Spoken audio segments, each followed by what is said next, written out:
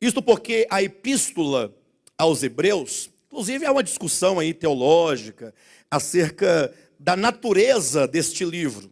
Uns dizem se tratar de uma carta, outros se tratar de uma pregação, a questão do gênero, né? Isso para nós é o que menos nos importa. Esses debates que geralmente se levantam em torno de questões que não levam a lugar algum esse pensamento acadêmico acerca das coisas referentes a Deus. Como, por exemplo, eu coloquei aqui na primeira mensagem de introdução, né? A discussão em torno do escritor. Quem foi o escritor da carta aos Hebreus? Aí aqueles que pensam que tenha sido Paulo, outros falam que é Barnabé, outros falam que foi Apolo, outros falam, enfim. Mas essa discussão, ou esse tipo de discussão, não acrescenta absolutamente nada e não modifica absolutamente nada quanto ao conteúdo desta epístola ou de qualquer outro livro da Escritura Sagrada. De todo modo, nós compreendemos que, a despeito de quem tenha escrito, do ano que tenha sido escrito, ou do gênero do livro, nós sabemos que as Escrituras, elas contêm a palavra de Deus, e é esta palavra de Deus que é o alvo do nosso interesse. A nossa busca é pelo significado espiritual que a Escritura nos traz. Portanto, aqui nós temos no capítulo 2, a primeira exortação.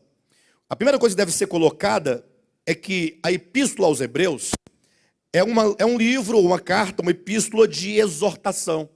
Toda ela está marcada por exortações. Então sempre o escritor vai assumir essa estrutura, vai estabelecer essa estrutura. Ele apresenta uma verdade, no caso aqui no capítulo 1, ele apresentou uma verdade. Qual é a verdade apresentada no capítulo 1?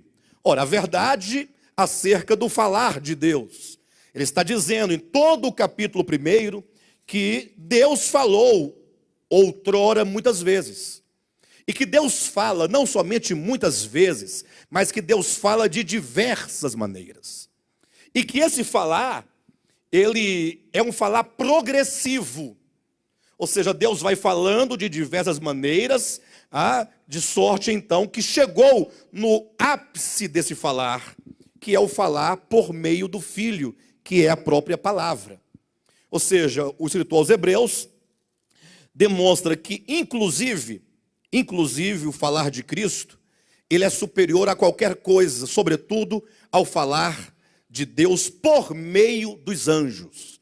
Isso porque tanto no primeiro momento da Escritura, qual que é o primeiro momento? Antes da lei. Vocês vão ler a Bíblia em Gênesis, a partir do capítulo 1, e forem até Êxodo capítulo 19, porque é no capítulo 19 que Deus vai dar a lei, vai entregar a lei ao povo de Israel. A lei dos 10 mandamentos, assim como também o livro da lei, onde Moisés registrou as muitas leis do pacto do Sinai, essa lei entregue no Sinai foi a primeira manifestação do falar de Deus de forma escrita. Até então, daqui para trás, nada havia sido escrito acerca da vontade de Deus, acerca do falar de Deus. Porém, Deus não deixou de falar, porque não havia algo escrito. E como é que Deus falava? Por meio de anjos.